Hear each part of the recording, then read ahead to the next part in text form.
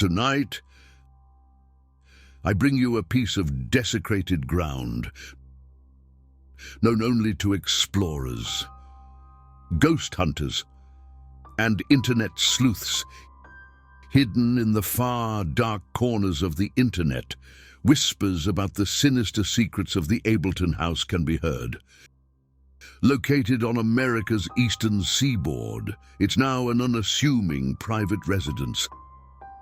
This is the terrifying tale of how a dwelling became an infamous epicenter of the supernatural.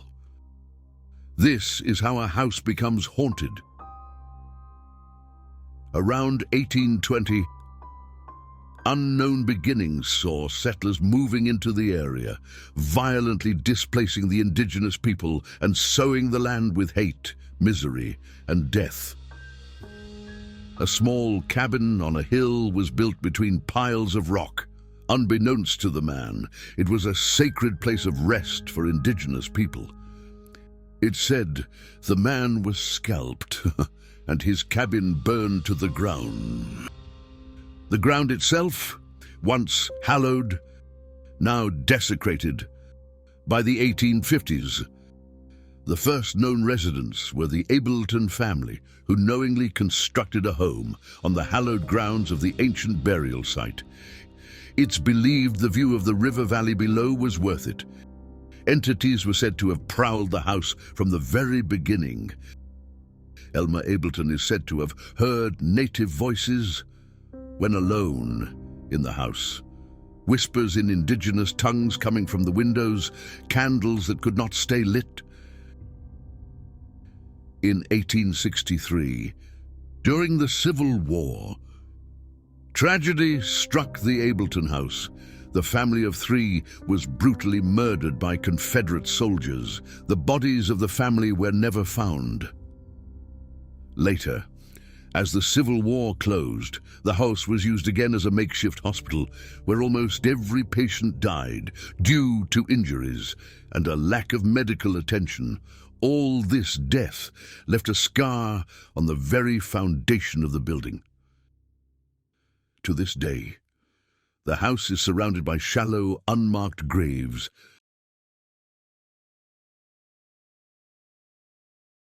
After sitting silent years after the Civil War, around the early 1870s, a distant family cousin, Stanley, and his wife, Veronica Ableton, inherited it.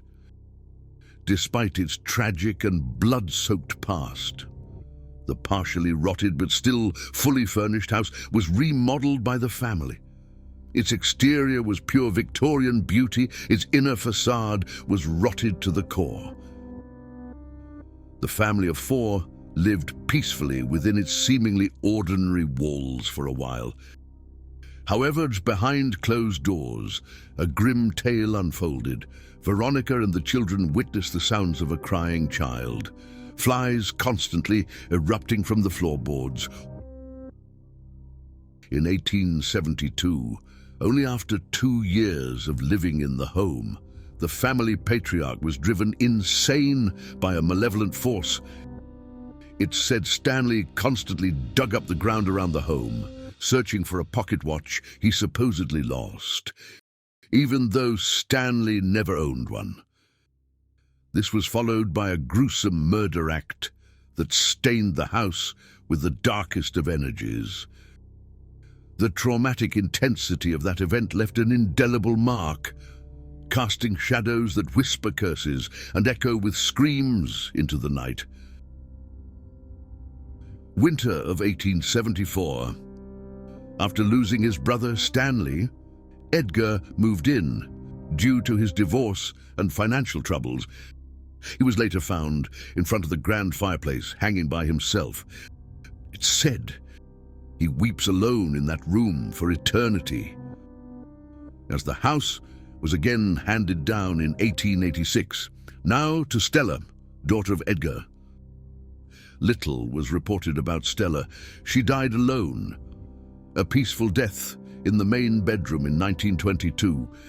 Before she passed, she admitted that her father and the rest of the family never left the house, and neither would she.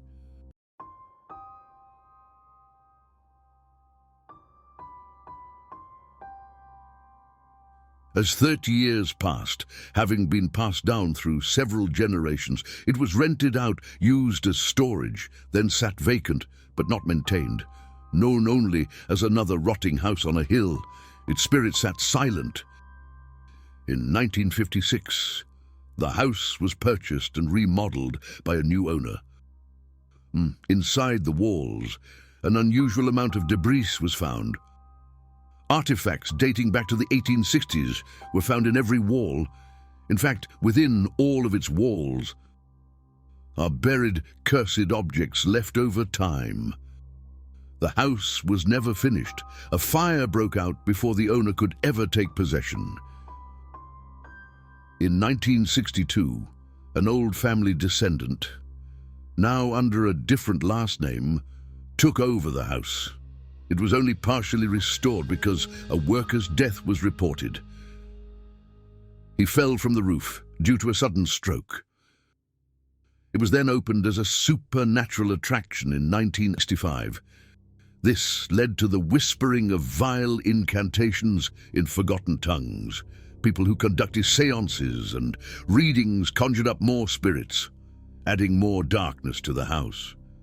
Visitors are now mostly banned because of these practices. Since then, only a few are allowed to enter. It's said the family wishes to keep the home's secrets. It has never been for sale again. In 1972, a private tour witnessed several unexplained events.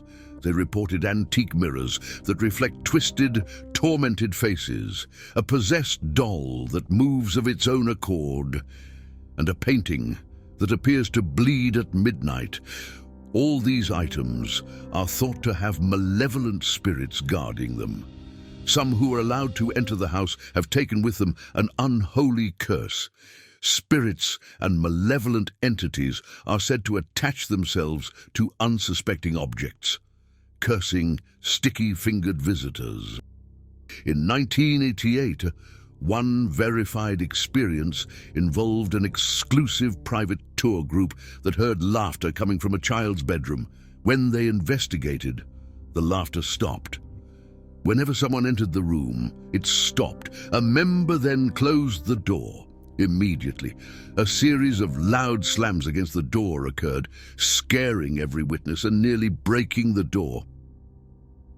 After the banging stopped, the door slowly creaked open to a 3-inch gap. No one is allowed to enter the room now. The door has since been removed.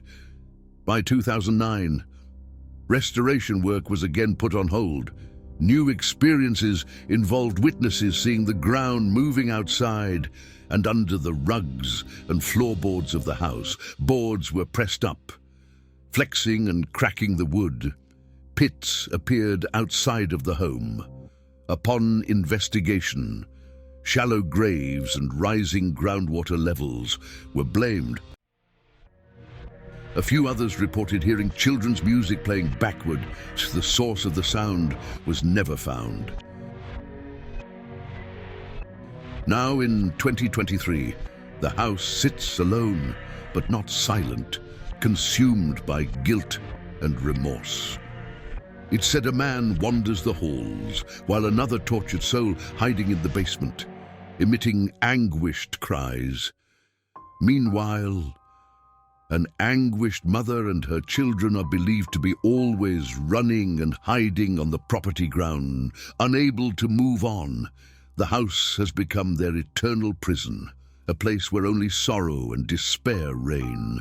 The traumatic emotions of those long-ago murders, the disturbed indigenous spirits, war, and cursed objects have seeped into the very walls of the house, corrupting its very essence.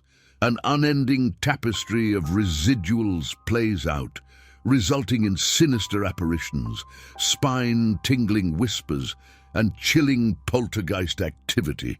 The house itself seems to breathe with an unholy life. This is desecrated ground.